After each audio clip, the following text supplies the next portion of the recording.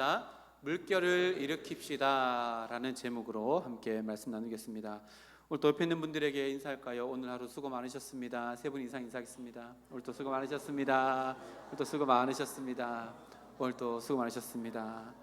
또 인사하겠습니다. 그래도 빛나십니다. 그래도 빛나십니다. 그래도 빛나십니다. 그래도 여전히 빛나십니다. 아멘. 아멘이시지요? 네.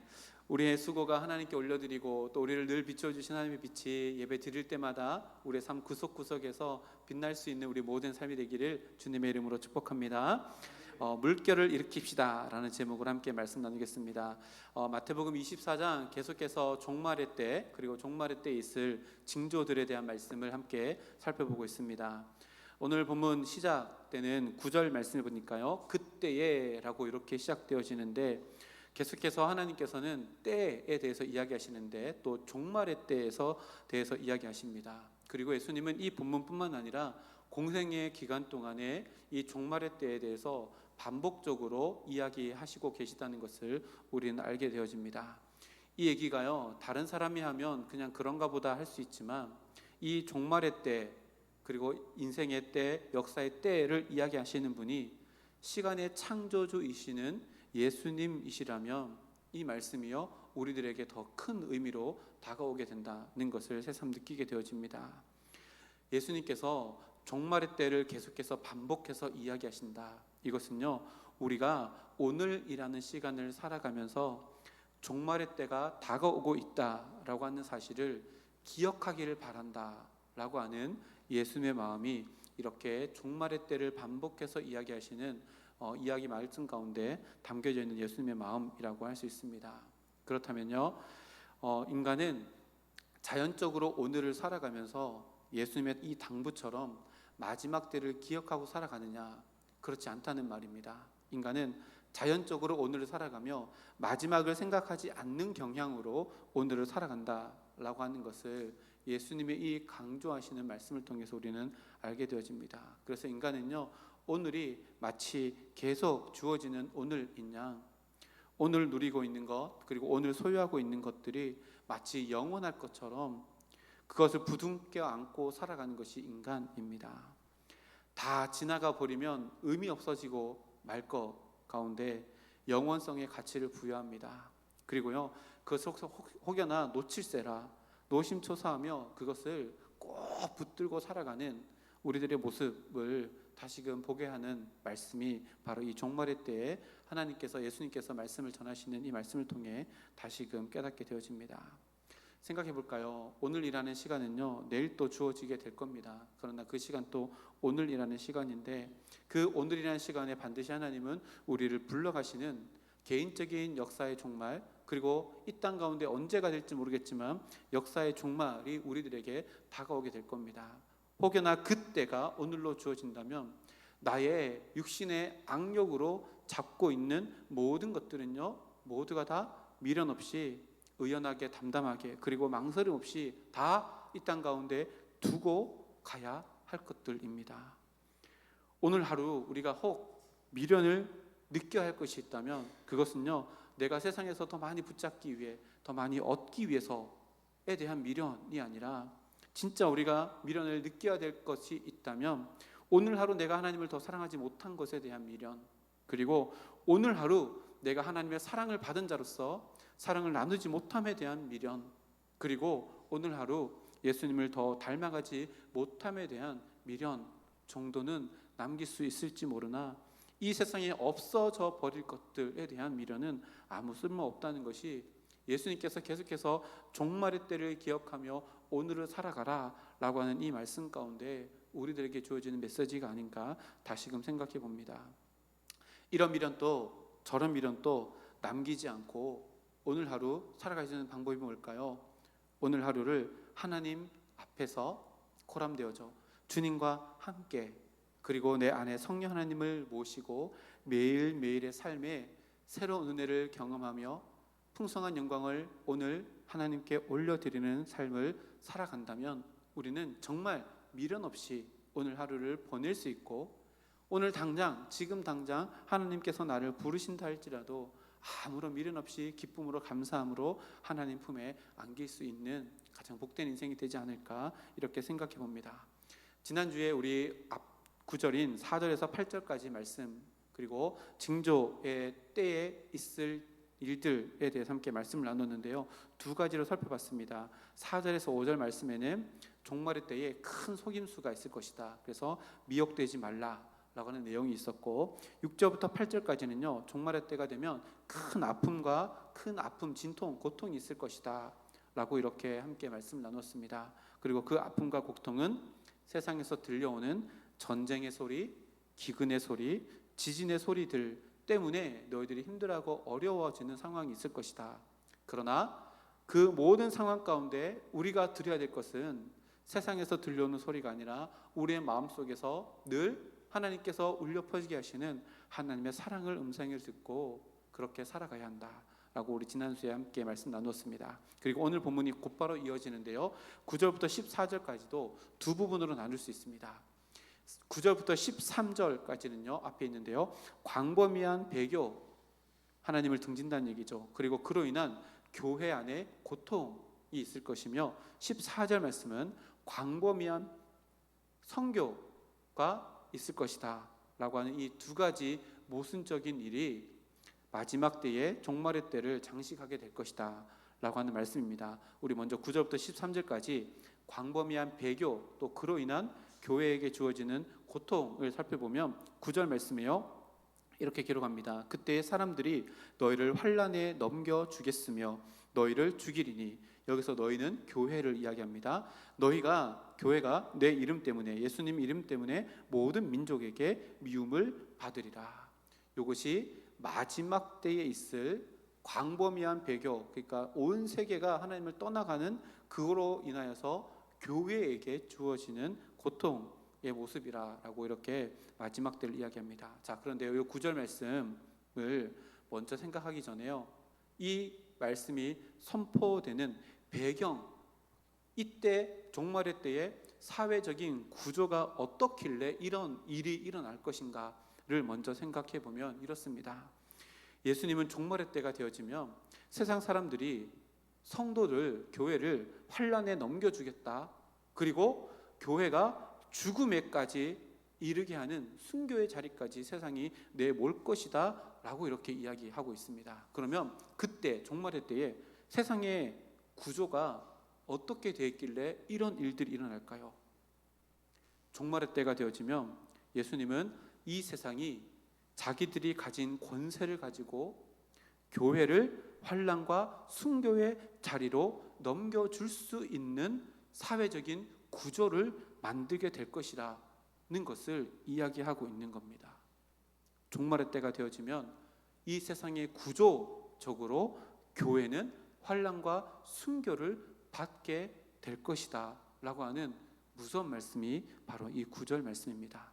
자, 그러면요, 종말의 때가 되어지면 교회 공동체는 다수일까요? 소수일까요? 다수일 수 없죠. 소수라는 이야기입니다. 다시 정리해보면요, 종말의 때가 되어지면 절대 다수의 이 세상이 철저히 인본주의 사상으로 만든 사회적인 구조를 가지고 교회를 핍박하게 되어지고 급기야는 순교의 자리까지로 내모는 때가 종말의 때의 현상, 모습이라고 예수님께서 말씀하고 계신 겁니다. 두렵고 떨립니다. 그리고 이 이야기는요, 미래에 있을 이야기가 아니라 이미 우리 믿음의 선조들이 겪었던 일입니다. 히브리서 11장 믿음장에 보면요, 이렇게 믿음으로 선조들이 이렇게 살았습니다 라고 기록되어 있고, 11장 31절인가요? 29절부터 31절 그 사이에 보면 이런 자들이 세상이 감당치 못하는 인생을 살았다라고 기록하며, 이 사람들이 교회가 어디서 살았냐? 산과 굴과 토굴에 살았다. 뭔 말이에요? 사회적인 구조 밖으로 쫓겨났다라고 이렇게 성경이 기록하고 있습니다.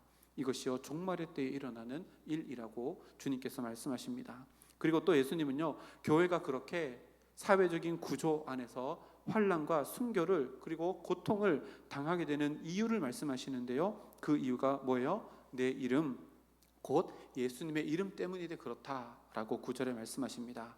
여러분, 예수님이라고 하는 예수라는 이름의 뜻을 다 아시지요? 무엇이죠? 마태복음 1장 21절 말씀에 보면 그가 자기 백성을 그들의 죄에서 구원할 자, 이게 예수라는 이름의 의미입니다. 요 예수님이라는 이름의 의미 때문에 마지막 때가 되어지면 사회 구조적으로 교회가 박해를 받게 된다라고 하는 의미인데요. 그러면 요 구절을 파헤쳐서 설명할 수 있습니다. 예수님 이름 때문에 우리가 박해를 받는다라고 하는 것은요, 예수님의 이름 세 가지인데요. 첫 번째는 자기 백성인데요. 자기 백성, 예수님의 이름 안에 이 세상의 모든 사람을 자기 백성이라고 선포하는 의미가 담겨져 있는데, 이것 때문에 교회가 세상으로부터 미움을 받게 된다라고 이야기합니다. 왜 그럴까요? 예수님은요, 이 세상의 모든 죄인들을 자기 백성이라고 선포하시지만 하나님을 알지 못하고 하나님을 등지고 살아가는 모든 사람들에게는 이 예수님의 선포가 뭐 하는 거예요? 혐오스럽고 거부감이 느껴집니다. 모두가 다 자기 인생의 주인이 되어지고 모두가 다 자기 인생의 왕이 되기를 원하는 종말의 때의 사회 구조 때문에 하나님을 자기의 임금으로 모시는 교회는 미움받게 되어지고, 너희는 하나님의 백성이라고 이야기하는 교회가 세상으로부터 질타를 당하게 된다라고 하는 의미입니다. 그리고 두 번째, 예수님의 이름 가운데요, 그들의 죄를 사해 주실 분, 그들의 죄. 이것은 뭘 의미할까요? 세상 사람들이 예수님의 이름을 혐오하는 이유는요, 예수님의 그 이름 안에 자기 자신들을 죄인이라고 명명하고 있는 의미가 담겨져 있기 때문에 세상 사람들이 예수님의 이름을 싫어한다. 그리고 그 예수님의 이름을 붙들고 살아가는 교회를 싫어한다라는 말입니다.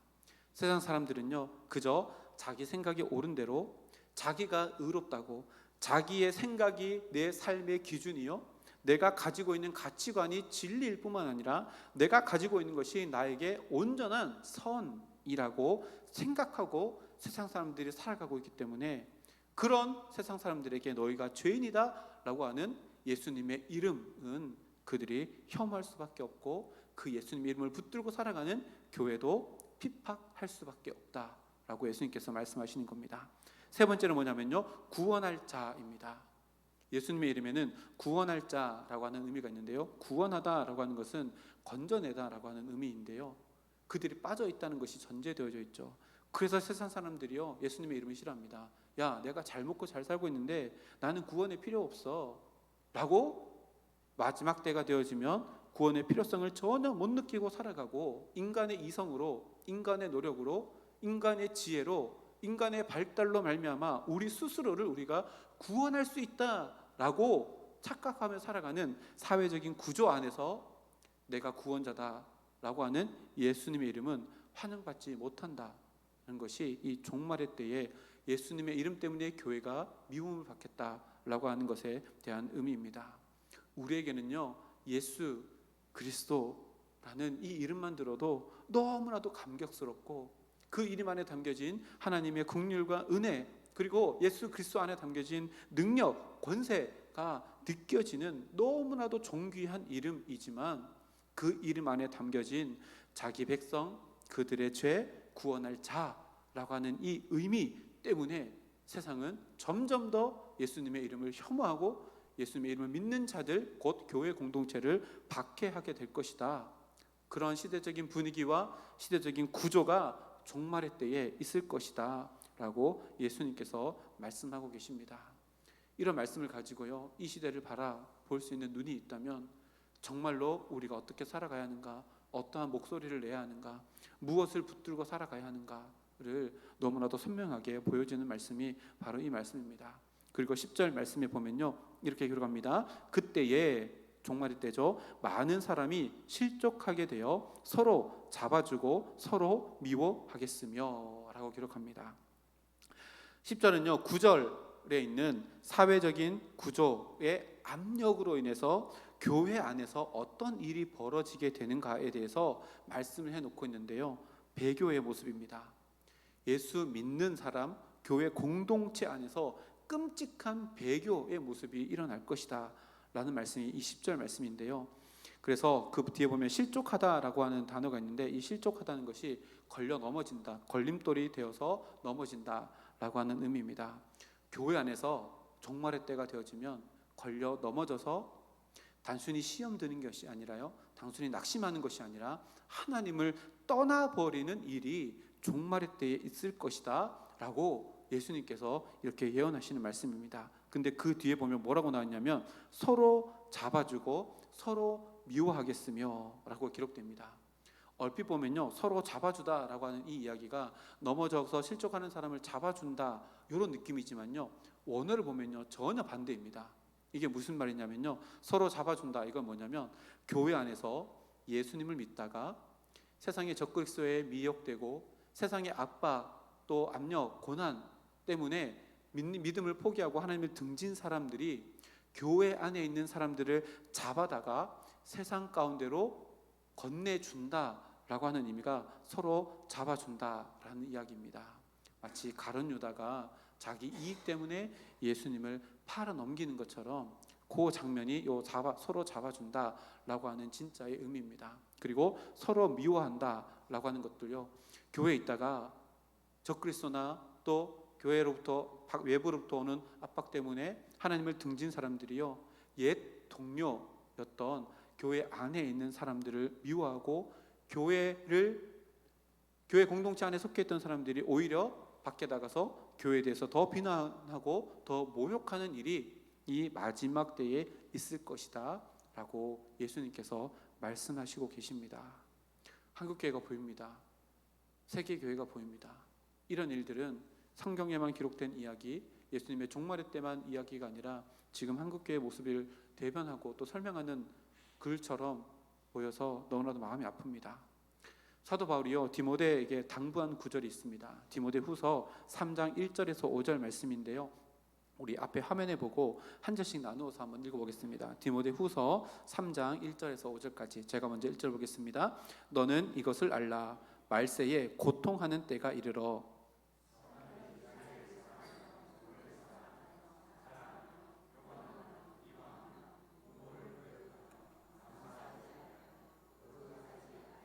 (3절에) 무정하며 원통함을 풀지 아니하며 모함하며 절제하지 못하며 사나우며 선한 것을 좋아하지 아니하며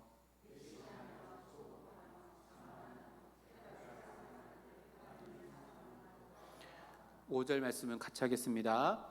경건의 모양은 있으나 경건의 능력은 부인하니 이 같은 자들에게서 내가 돌아서라. 아멘. 사도 바울이요, 디모데에게 말세에 고통하는 때가 이르는데 이런 현상이 있을 것이며 너는 이렇게 살아가라, 당부의 말씀을 아마도 예수님께서 전하신 말세의 징조와 말세의 모습들에 비추어서 이렇게 다시 한번 기록했을 것입니다. 이 말씀들을 보면 볼수록 우리의 현실의 모습 가운데 보여지고 드러나는 모습들이 보여진다는 것이 더 마음이 아픕니다. 그럴 때마다 우리가 붙들어야 되는 건 뭐예요? 경건의 능력이 내 삶 가운데 있는가라는 것을 돌아보아야 된다라는 말씀이 바로 이 말씀입니다. 예수님께서 말씀하신 이런 일들이요, 우리의 현실 가운데 다가올 때 이것은 우리는 준비해 나가야 된다라고 하는 것을 예수님께서 말씀하시는데요, 그래서요, 우리가 마지막 때가 되어지도록 중요한 것이 있습니다. 그게 뭐냐면요, 모이기를 힘쓰는 겁니다. 마지막 때가 되어지도록 정말 중요한 것이 모이기를 힘쓰는 겁니다. 그래서요, 우리 교회 안에 있는 구역, 기관, 부서 이런 것들이요 너무너무 중요합니다. 왜 그럴까요? 혹 우리 구역 안에 아니면 내가 이렇게 넘어지고 쓰러질 때 서로를 돌아볼 수 있고 서로를 보살필 수 있는 존재들이 있을 때 우리는 이런 미혹에서 또 외부로부터 오는 고난에서 이겨내고 견뎌내고 다시금 일어설 수 있는 힘을 얻을 수 있기 때문에 그렇습니다. 구역 모임이나 부서와 기관들은요, 함께 지어져가는 성전 되도록 주님께서 하나 되도록 만들어 놓으신 하나님께서 원하시는 아름다운 공동체입니다. 그래서 늘 더 가까이 끌어안아야 되고요, 더 부둥켜 안는 심정으로 서로가 서로를 위해서 기도해주고 중보해줄 수 있고 함께 믿음의 다름질을 끝까지 완주할 수 있도록 붙들어줄 수 있는 공동체가 마지막 때가 되어질수록, 종말의 때가 가까워질수록 우리들에게 너무나도 필요하다는 것을 절실하게 느끼는 것이요, 바로 이 구절입니다. 우리 교회도 원래 개편을 내서 마태, 마가, 누가, 요한 구역으로 이게 재편성을 하였습니다. 지금까지 아름다운 구역 모임을 이끌어 나가 주셔서 감사드립니다. 마지막 때가 되어지도록요, 정말 이 구역이요 너무나도 소중합니다. 이 구역 안에서 믿음의 다름질을 더 끝까지 선한 다름질을 해 나갈 수 있도록 서로가 서로를 붙들어 줘야 하는 사명이요 우리 각자에게 주어져 있다는 것을 늘 기억하고, 우리 구역 안에서 이런 아름다운 교제가 믿음의 선한 싸움을 함께 싸워나가는 아름다운 협력이 있어지는 우리 모두가 되기를 소망합니다. 그리고 11절 말씀해 보니까요, 또 이렇게 기록합니다. 거짓 선지자가 많이 일어나 많은 사람을 미혹하겠으며 라고 이렇게 기록합니다. 앞선 5절에도 보면요, 거짓 선지자에 대한 말씀을 예수님께서 한번 언급하신 적이 있습니다. 근데 또 반복적으로 거짓 선지자에 대해서 이야기합니다. 10절과 연결해서 생각해 보면요, 이 거짓 선지자는 교회 밖에 있는 거짓 선지자가 아니라요, 교회 안에 있는 거짓 선지자를 이야기한다는 것을 알게 되어집니다. 외부에서 선동하는 사람이 아니라요, 교회 안에서 교회 예수님 믿는 사람들을 선동하는 자들이 생겨난다는 것을 이 11절 말씀 이야기하고 있는데요, 이 부분이 참으로 마음이 아픕니다. 종말의 때가 되어지면 되어질수록 이 11절 말씀을 통해서 예수님께서 말씀하시는 게 뭐냐면, 교회라고 다 교회가 아니라는 얘기를 하고 계시는 겁니다. 너무나도 가슴 아픕니다. 그리고 거짓 선지자라고 하는 것은 목회자라고도 할 수 있는데요, 종말의 때가 되어지면 되어질수록 목사가 다 목사가 아니다 는 말씀을 예수님께서 하고 계십니다. 주중에 말씀을 준비하면서 이 말씀 읽으면서 굉장히 많이 마음에 무거운 짐이 생겼습니다. 그래서 저는 늘 말씀 증거하면서, 말씀을 준비하면서 늘 기도를 하며 이렇게 기도하거든요. 하나님, 제가 지금 이거 준비하고 또 전하게 되어진 이 말씀이 이 시대를 향한 하나님의 말씀이 증거되어지는 통로가 될 수 있는 말씀이 될 수 있도록 주님 도와주십시오. 늘 그렇게 기도합니다. 그리고요, 하나님, 이 말씀을 통해 하나님께서 이 작금의 시대를 바라보는 그 시선이 나에게도 주어져서 이 시대를 향한 진정한 하나님의 생명의 말씀이 영적인 시대를 바라보는 통찰력을 가지고 말씀을 바라보고 시대를 바라보고 우리 교회가 나가야 될 방향을, 하나님의 말씀을 증거할 수 있는 통로가 되도록 주님 저를 사용해 주십시오. 늘 그러면서 기도하면서 준비하는데요, 제가 늘 부탁드리잖아요. 목회자를 위해서 기도해 주셔야 됩니다. 목회자는요, 넘어지면 교회가 넘어집니다. 교회가 넘어지면요, 한국 교회가 위태롭습니다. 그 중심에요, 목회자가 있습니다. 우리 유튜브 조금만 보면 아시잖아요. 요즘에 큰 기라성 같은 목사님들이요, 말도 안 되는 일들이 현실화되어지고 막 넘어지고 쓰러지는 일들이 너무 많이 보입니다. 그래서요, 정말로 목회자를 위해서 많이 기도해 주셔야 됩니다. 저를 위해서도 그렇고요, 우리 전사님들을 위해서도 그렇고요, 정말 이 시대에 사무엘과 같이 신실하게 하나님께서 기뻐하시는 종이 되어 시대적인 사명을 감당해내고 또 시대적으로 하나님께서 원하시는 말씀이 무엇인가를 증거할 수 있는 통로가 되도록 늘 이렇게 기도해 주시면 너무나도 감사하겠습니다. 그리고 12절 말씀 보니까요, 뭐라고 나오냐면 불법이 성행함으로 라고 나옵니다. 이 12절도요 11절과 연결되어 있고 10절과 연결되어져 있습니다. 무슨 말이에요? 교회 안에 있는 거짓 선지자가 불법을 성하게 만든다라고 하는 의미입니다. 진짜 말씀 준비하면서 마음이 참 무거웠습니다. 교회 지도자가 불법을 성행하게 만드는 주범이 되어질 것이다. 예수님께서 종말의 때를 이렇게 설명하고 계십니다. 성직자 곧 하나님께서 이 땅 가운데 세우신 주의 종들은요, 하나님의 의를 성행하게 만드는 사명을 가진 자들입니다. 근데 그 사명을 완전히 저버리고 불법을 성행하게 만드는 통로가 된다. 이것이 마지막 때에 교회 안에서 일어나는 일들이라고 예수님께서 말씀하십니다. 그래서 저 정말로 우리 장로님들과 우리 권사님들, 우리 여기 계시는 분들에게 간곡히 부탁드립니다. 혹여나 여러분들 기도하시다가 김승희 목사 뭔가 잘못하고 있다, 그러면요 뭐 하셔야 돼요? 기도만 하시면 안 되고요, 찾아오셔서 목사님 이건 아닌 것 같습니다, 얘기해 주셔야 됩니다. 왜요? 목사도 인간입니다. 목사도 넘어질 수 있습니다. 그런데요, 넘어지고 있는데 교회에서 아무 말 하지 않는다? 여러분 같이 식사를 합니다. 같이 식사를 해요. 밥을 먹어요. 밥 먹다가 젓가락질 잘못해가지고 여기 고추장이 묻었어요. 앞에 있는 사람이 고추장이 묻었어요. 그럼 얘기를 해줘야 돼요? 안 해줘야 돼요? 얘기 안 해주면 뭐 하는 거예요? 묻히고 나가서 창피 당해봐라 이거잖아요. 그럼 안 됩니다. 만약에 제가 목회를 하면서 제 얼굴에 고추장이 묻었는데 아무 말씀도 안 하신다. 그러면요, 이거는 공동체가 아닙니다. 공동체가 아닙니다. 목사님 뭐 묻었는데요, 얘기해 주셔야 됩니다. 우리 그 당회 장로님들 꼭 그렇게, 우리 선배 우리 원로 장로님들, 은퇴 장로님들 꼭 얘기해 주셔서요, 교회가 거룩함을 지켜나갈 수 있도록, 우리 교회가 진짜 주님께서 원하시는 마지막 때에 그래서 신부로서 순교를 지켜나갈 수 있는 교회가 될 수 있도록 서로가 서로를 끌어주고 밀어주고 당겨줄 수 있는 그런 관계가 되는 우리 교회가 되기를 주님의 이름으로 축복합니다. 그리고 여기서요, 불법이 성행함으로 주어가 없거든요. 주어가 없습니다. 근데요, 성경에 베드로 사도가 이야기합니다. 우리 모두는 다 왕같은 제사장들입니다. 다시 말하면 이 불법을 성행하게 하는 그 모든 것에 목회자뿐만 아니라 우리 모두가 다 포함될 수 있다는 이야기가 되기도 합니다. 그래서요, 공동체가 필요합니다. 얼굴에 묻은 고추장 묻었다고 얘기해 줄 수 있는 그 사람이 필요합니다. 그래서 서로가 더 순결하게 나갈 수 있는 아름다운 공동체가 되어지는 것이요, 이것이 주님의 몸된 교회로서의 건강함을 지켜 나가는 겁니다. 전 몇 번 말씀드린 적이 있는데요, 저는 목회하면서 가장 두려운 것이요, 이겁니다. 내가 내 자신이 보여지지 않을 때, 이게 가장 두렵습니다. 내가 지금 어떤 상태 가운데 있는지 보여지지 않을 때 너무 두렵습니다. 제 와이프가 저한테 늘 이렇게 얘기하거든요. 이렇게도 얘기하거든요. 들을 때는 기분 나빠요. 네가 뭔데 나를 지적하냐, 이런 마음이 있는데요, 돌아서면요, 감사합니다. 누가 나한테 이런 얘기를 해줄까. 저희 부모님은 늘 얘기해요. 여자한테 잘해야 된다, 뭐 이야기하는데, 여러분들이요, 그런 서로의 공동체가 되어질 때 우리가 내가 볼 수 없는 것들을 구역장이 나를 보고, 내가 볼 수 없는 것을 옆에 있는 집사람이 나를 보고, 서로가 더 순결하게 거룩하게 성장할 수 있도록 서로가 서로를 돌아볼 수 있을 때 우리는 정말로 에베소서 2장 말씀처럼요, 함께 지어져가는 성전이 되어지는 아름다운 관계가 될 줄 믿습니다. 우리 교회가요, 마지막 때가 되어질 수 있도록 이런 모습들이 더 많이 나타나는 우리 모두가 되었으면 좋겠습니다. 그리고 12절 말씀에 또 보면요, 불법이 성행함으로 어떻게 되냐면 많은 사람의 사랑이 식어진다라고 이렇게 기록합니다.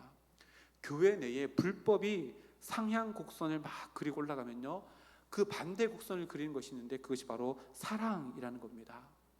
교회 안에 불법과 사랑은요, 공존할 수 없고 정비례 상황이 될 수 없다는 겁니다. 불법이 증가하면 사랑이 감소하게 된다는 겁니다. 사랑이 감소한다, 사랑이 없어진다, 이게 뭘 의미할까요? 교회는요, 하나님의 사랑의 결정체입니다. 하나님의 사랑의 그 뜨거운 결정체가 교회인데, 사랑이 식어지는 공동체가 교회가 된다는 것은요, 교회의 본질이 뿌리째 뽑히게 되는 것이 마지막 때, 종말의 때에 일어나게 된다는 것을 이야기합니다. 세상은요, 점점 사랑이 식어져 갈 겁니다. 전쟁의 섬도 늘어나고요, 서로가 서로를 미워하는 것이 더 많아질 겁니다. 왜요? 자기가 자기 자신만 사랑하기 때문에 그렇습니다.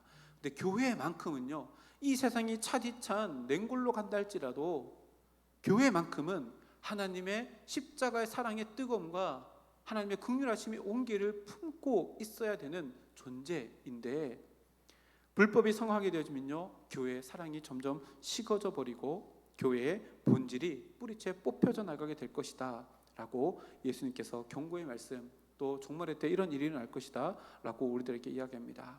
지금 우리가 사순절기를 보내고 있는데요, 해마다 사순절기가 우리 찾아온다는 것은요, 우리 마음 가운데 예수님의 십자가의 보혈의 그 뜨거움을 다시금 우리 마음 가운데 회복할 수 있는 절기, 곧 하나님의 기회가 우리에게 주어진다는 것입니다. 이 뜨거움을 우리 마음 가운데 더 많이 채워나가 세상은 식어진다 할지라도 그 속에서 나를 통해 세상이 완전히 식지 아니하도록 나를 붙들고 계신 하나님의 능력이 나타날 수 있는 우리 모두가 되어 교회의 본질, 예수 그리스도의 십자가의 그 뜨거운 사랑을 우리 마음 가운데 더 크게 소유할 수 있는 우리 모두가 되기를 주님의 이름으로 축복합니다. 그리고 마지막 13절 말씀을 보니까요, 예수님은 그런 종말의 때에 성도로서 어떻게 살아가야 하는가에 대해서 말씀해 주시는데요, 우리 13절 말씀, 짧은 구절이지만 함께 읽어보겠습니다. 13절 말씀입니다. 13절 말씀 없나요? 시작. 그러나 끝까지 견디는 자는 구원을 얻으리라. 아멘.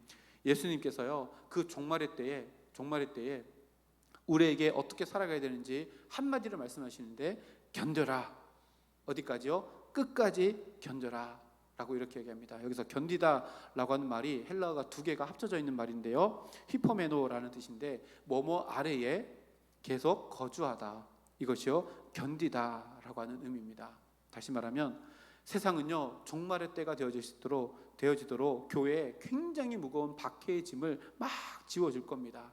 그러나 너희들은 그 박해 아래에 있는 것이 아니라 하나님의 은혜의 아래에 있다는 것을, 그 자리를 고수해야 된다라고 하는 것을 우리들에게 이야기합니다. 이것이요 견디는 자세입니다. 힘들고 어려운 일들이 나에게 막 다가온다 할지라도, 하나님 나를 왜 이렇게 힘들게 어려운 이 고난 가운데 있습니까? 라고 고백하는 것이 아니라요, 무엇이라 선포하는 거예요? 나는 지금 하나님의 은혜 아래 거주하고 있다 라고, 종말의 때가 되면 될수록 이렇게 고백하라고 이렇게 이야기하고 있는 겁니다. 이렇게 실제로 고백하며 살았던 사람들이 있습니다. 빌립보 감옥에 갇혀 있었던 사도 바울이요, 빌립보 교인들에게 편지를 쓰면서 1장 1절 말씀에 이렇게 기록합니다. 빌립보서 1장 1절. 그리스도 예수의 종 바울과 디모데는 그리스도 예수 안에서 빌립보에 사는 모든 성도와 또한 감독들과 집사들에게 편지하노니. 바울은요 이 빌립보서를 쓸 때 옥중에 있었습니다. 그런데 옥중에 있다, 로마의 권세 아래에 있다라는 표현을 절대로 쓰지 않았습니다. 어떤 표현을 썼어요? 그리스도 예수 안에 있다고.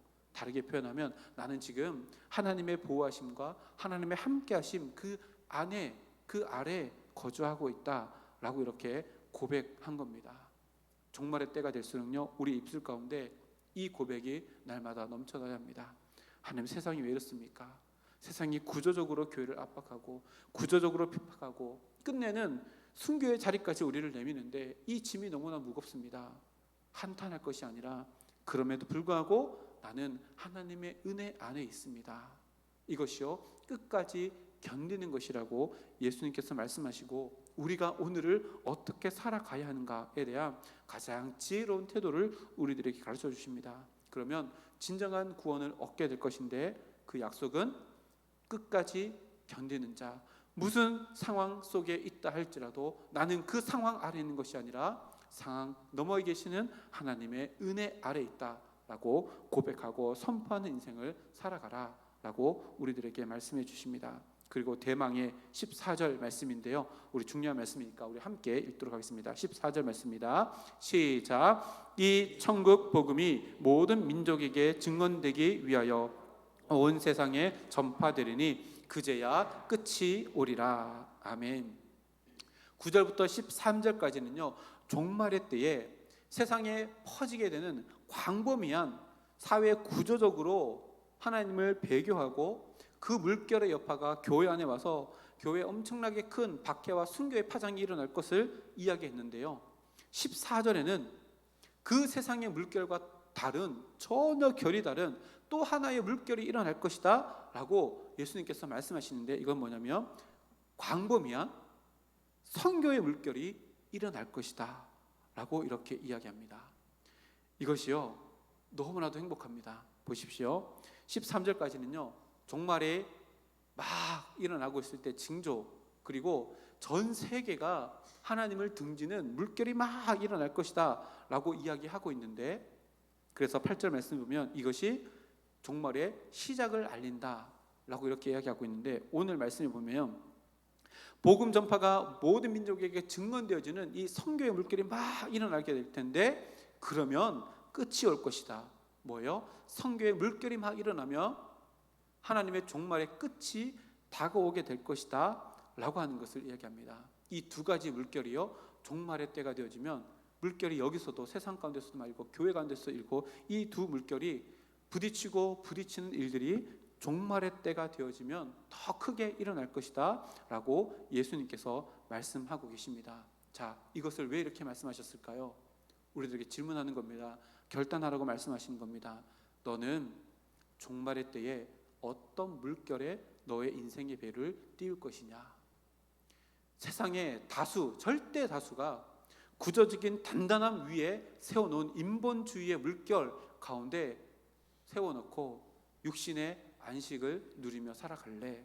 아니면 그 물결과, 거대한 물결과 부딪히는 선교의 물결, 종말의 끝을 불러오는 선교의 물결에 너의 배를 띄우며 박해를 받고 순교의 자리까지 나아갈래? 우리에게 선택하라. 오늘을 살아갈 때 결단하라 라고 주님께서 질문을 던지는 것이 바로 이 14절의 말씀입니다. 그러면요, 너무나도 분명하지요. 우리의 인생의 배를 주님과 함께 할 수 있는 선교의 그 물결에 내 배를 띄우겠습니다 라고 고백하며 오늘을 살아가는 것이 마지막 때를 준비하는 가장 지혜로운 방법이며 후회 없는 인생을 살아갈 수 있는 가장 아름다운 방법이라는 것을 오늘 말씀을 통해서 우리들에게 가르쳐줍니다. 선교라고 하면 뭔가 거창합니다. 근데 지난주 우리 선교 보고할 때 전사님께서 말씀 전했잖아요. 선교는 거창한 게 아니라 어디서부터 시작된다고요? 내 일상의 자리에서부터 시작됩니다. 오늘 교회 나가실 때 문에 붙어있는 배너, 조그만한 배너 보셨지요? 당신이 가는 그곳이 바로 당신의 선교지입니다. 거기에서부터 무엇을 일으켜야 된다고요? 선교의 물결, 오늘 14절 말씀처럼요, 천국 전파의 물결을 일으켜 나가야 된다라고 예수님께서 말씀하시는 겁니다. 그리고 이것이요, 또 다른 너무나도 엄청난 의미가 함께 담겨져 있는데, 예수님의 재림과 그리고 우리가 일상에서 살아가는 복음 전파가 서로 연결되어져 있다는 말씀이 14절 말씀입니다. 복음이 다 전파되어지면 그제야 끝이 오리라. 다시 말하면 종말의 때 그 끝과 내가 오늘 복음 전파하는 그 일은 서로 연결되어져 있다는 것이요 14절 말씀이라는 겁니다. 그래서요, 이렇게 생각할 수 있습니다. 하나님이요, 세상 가운데서 우리를 부르셨습니다. 그리고 우리를 세상 가운데 다시 보내셨습니다. 그 이유가 뭐예요?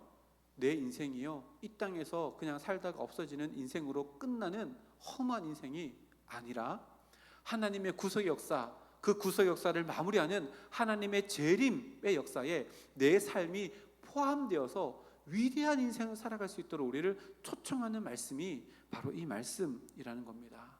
그래서요, 우리 교회에서 제가 긴 인사말 하잖아요. 오늘도 한번 해볼까요?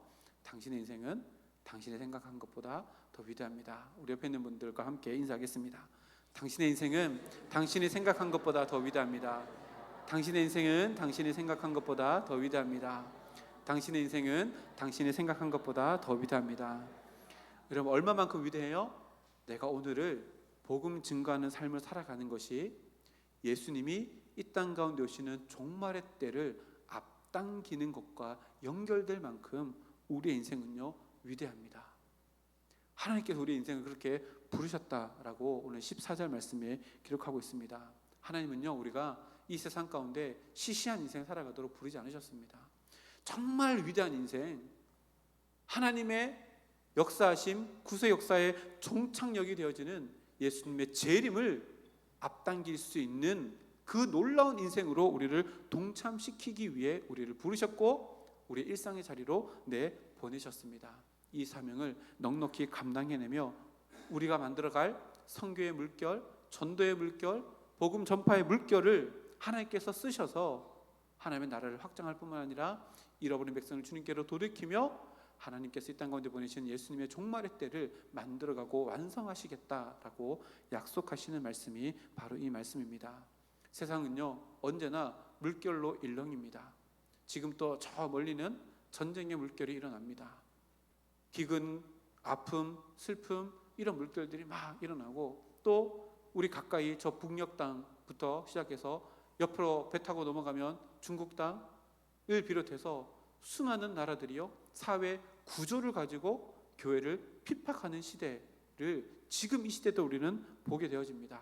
그러나 그 모든 거대한 물결이 있다 할지라도 우리가 일으키는 내 삶에서의 선교의 물결은 절대로 막을 수 없을 것이며, 그 선교의 물결을 통해서 하나님은 예수님의 종말의 때를 완성해 나가실 것이다 라고 우리와 약속해 주십니다. 세상이 어떠하든 우리에게 주어진 사명은 너무나도 분명합니다.